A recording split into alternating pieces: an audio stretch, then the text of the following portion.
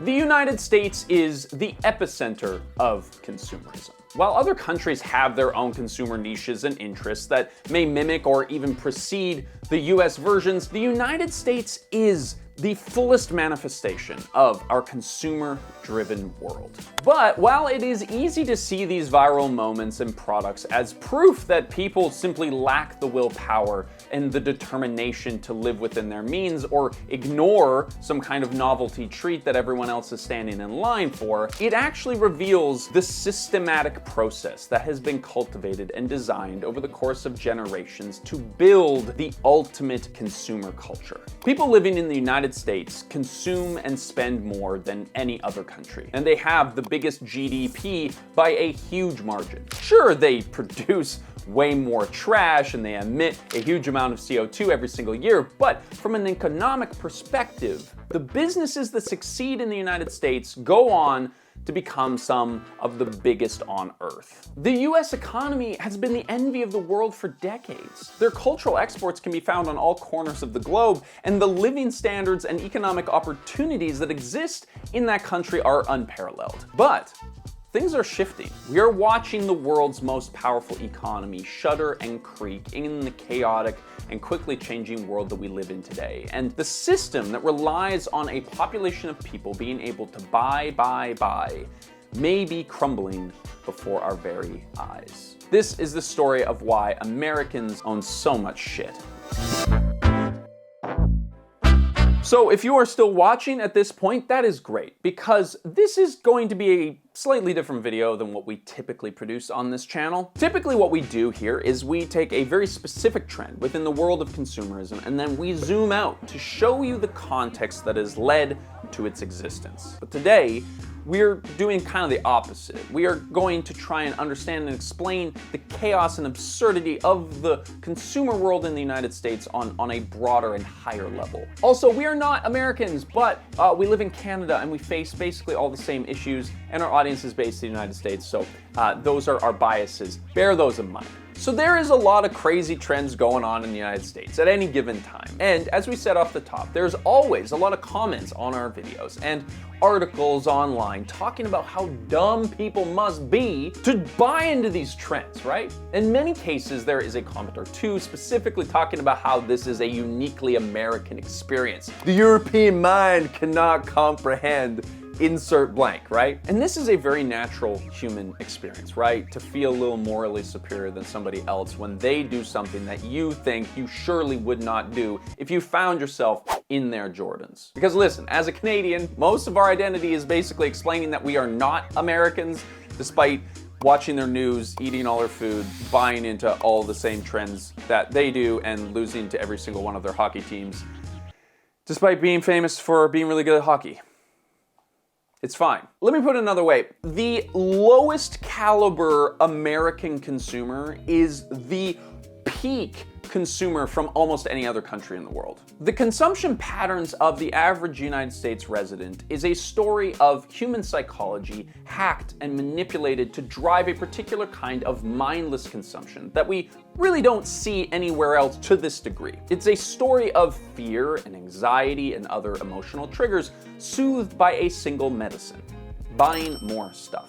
For example, we made a video very recently about the Starbucks bear cups that went super viral, and in many ways, it is one of the saddest versions of this story that we've told so far. The cup is unremarkable. There's a lot of versions of this that have existed for a while, and the worst part is it's kind of useless in all the ways that a cup is supposed to be useful. It doesn't fit in any cup holders, it's hard to clean, and it's not particularly good as a vessel for holding beverages because it's not insulated in any way. But the thing is, it's just a slightly dumber version than the Stanley tumblers that we saw before, or the Labubus, or the dozens of other trends that have captured this same feeling over the course of 2025. And we actually have a sequel to this episode that we're going to be releasing as our last video of the year, where we break down and rank all of the trends of 2025 and how they've shaped our culture. So if you're interested in that, make sure you're subscribed. But today we are going to be talking about why any person would wait outside of a Starbucks at 4 a.m. to enthusiastically throw their money into the mouths of one of the most powerful companies in US history for a product that is almost categorically useless. Let's break it down. So at the very root of this story, the consumerism story, is the erosion of communities and the focus on the individual, hyper-individuality. The United States is one of the most car-centric places on Earth, and it is the birthplace of the American dream, which was originally about class mobility, but it quickly devolved into just meaning a nuclear family with a white picket fence in the suburbs. Between all of these culturally entrenched norms, you see that increased consumption is not necessarily a choice or a lifestyle, it is a requirement. Let me explain. One of the biggest psyops of our lifetime is the idea of individuality. And American individuality is even more than this because it's wrapped up in this super vague concept of freedom. Under this ideology, the normal path for any young person is to leave their family home as soon as they have finished high school and never go back. Now, around the world, this is a strange concept because families in a lot of other countries and cultures live intergenerationally and they share resources amongst one another. But that's not particularly good for the economy, is it? From an economic standpoint, a teenager sent out into the world to fend for themselves is going to guarantee a certain amount of additional spending. They gotta get their own place, get their own furniture, their own car, their own phone, and their own sense of self through the things that they buy. And this continues throughout life as you gain wealth and you buy more stuff, and then eventually you have kids, and when they're old enough, they go out and they do the same. The American suburb is the perfect manifestation of this. Now, to live in the suburbs, you will almost certainly need a car, which is statistically the second largest source of debt in US households. And that vehicle is on its own a whole web of additional costs and purchases just to run, from gas and parking and repairs and storage and its inevitable need to be replaced down the road. But this is really just a part of how the suburbs drive further growth and consumption. In the perfect suburb, everyone on the block has their own home and their own car and everything that they need to get by without needing anything from anyone else ever. Now, I've recently experienced this because I live in a suburb and I have a house and I needed to mow my lawn for the first time ever as a homeowner, and the experience was palpable. So a couple weeks after moving into our house, my neighbor says, "Hey, Levi, do you want to borrow my lawnmower?" And I say, "Well, that's great, man. Thanks so much." He's like, "How about you mow it tomorrow?" "Sure, I guess I could mow it tomorrow." He's like, "Great, I'll have it topped up with gas ready to go for you tomorrow. You can come and pick it up." So I take the hint that maybe my lawn wasn't mowed quite to his expectations, which is fine. You know what? The lawn did actually need to get mowed. But it brought up an interesting question for me because after I'd finished mowing my lawn and I brought the lawnmower back to his house, the first thing that he asked me was, "So what kind of lawnmower are you looking to buy?" Implying that the lawnmower that I just borrowed from him was not really up for grabs again. Now, in the moment, I just sort of hummed and hawed about electric versus gas, blah, blah, blah, blah, blah. But in the back of my head, all I could think about was the fact that every single one of our neighbors up and down this street has their own mower, and they're all being used like 10, 15 times a year at most. It would be so easy for us to all just share a collective mower, but that is not how the suburbs work. Now, I have been deliberately trying to cultivate my community and get to know my neighbors, and fortunately, a lot of my neighbors are awesome. But in the typical American strict HOA style suburb, sharing is not caring, it's actually awkward and discouraged. But here is the thing. For a lot of people, and in a lot of ways, the American dream is dead. Astronomical housing prices, a crippled job market, and a general apprehension about the state of the world has meant that people are holding onto their cars longer, holding onto their phones longer, and kids are staying home longer than ever too. And that goes pretty much in the opposite direction of how this whole economy has to work. The basics, you know, the idea of a home and decent transportation and a job that treats you with respect, it is starting to feel harder and harder to find. But you know what is becoming easier to find? A cuddly and kind of scary furry doll keychain, or a burrito financed in installments, or a coffee with whipped cream and caramel sauce delivered to your door, and an online world that validates your feelings and your purchases at every single turn. And the easiest response to seeing this and hearing this is, well, why don't we just stop buying shit? right? Like, surely we're not so incapable of independent thought that we can't just make better decisions, right? Well, it's hard to make an independent thought when there is a never-ending carousel of distractions that are designed to keep you engaged as long as possible, endlessly accessible from the phone that's constantly in your pocket. This is the attention economy. Now, sure, I was obsessed with MTV and Diablo 2 back in the 2010s or whatever, but the internet has captured our attention in like a completely different way. Today, if you are even like a moderately online person, it is almost impossible to avoid the influences of our modern digital media landscape. We're here at the end of 2025 realizing that somehow we are constantly battling for our own attention. We used to be bored, but now we're overstimulated constantly by a barrage of information that we didn't ask for, that is specifically curated and designed to hack into our emotions. And the people feeding us that content are quite literally the most powerful people and companies on this planet. Now, when I say something dramatic like that, you're probably imagining, you know, the Googles, the Metas, and the billionaires that we see today, using the people and the planet as their playground to create as much money for themselves as possible. But this has actually been going on for generations in the United States. Pretty well since the radio, we have slowly been taught to watch and to listen to the voices coming from a screen or a device rather than the voices of our neighbors and our community. We are a highly reactive and very emotional bunch of monkeys with a surprisingly good grasp of mathematics, but our nervous system has a disturbing inability to discern a lion attack from a video that we just saw on TikTok. And marketers and companies have been using those emotional triggers to manipulate us into buying products for ages. The desire to belong within a group for safety and security is a fundamental human desire that backdrops every single marketing tool that we see out there today, and it works so extremely well. But in the United States, it is at another level. The US is one of the countries with the most advertising on the entire planet. And people talk about that when they come to the US to visit. I actually just saw a TikTok this morning. This guy, he's from the UK and he was visiting New York. And just walking around New York, going to the grocery store, going to the bodega, etc., there's so much casual advertising in New York versus what he sees in every day in London. It's not like that you know, he's going from a rural place to a city. It's specifically the US culture around advertising and how much we're expected to buy.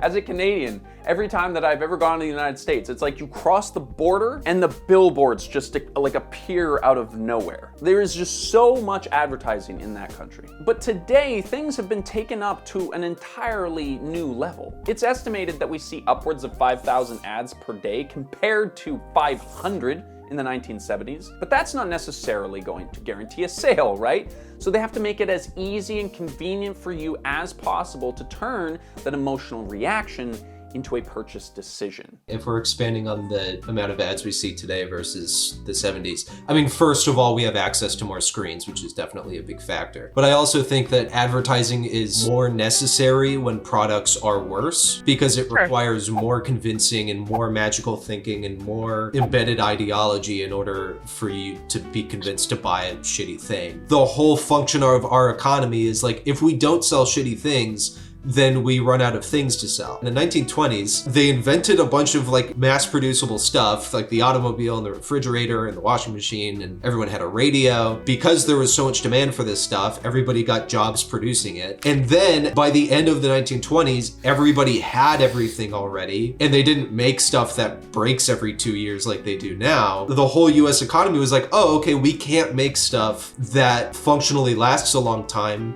because then everybody will have everything they need, which is a really bad thing. Oh, what if we could just do all of our production that we normally do, but for stuff that explodes? And, you know, and then they did that. They just built like bombs and tanks and stuff. Oh, this stuff gets destroyed after a while, and then we make new stuff, and we have a constant production process. What if we could do that with consumer goods? And so they started making stuff that explodes. Yeah, disposables. EVs are actually a perfect example of that. Those things fucking explode sometimes, so. Now, for a long time, this system has turned people into consumers by creating the context where it was the cultural expectation to buy and keep buying as much stuff as possible. And this whole system relied on a very strong economy, easy access to debt, and an endless list of things that you are being told you need to be happy. As the generations have gone by, we've noticed that the cost to keep up with this story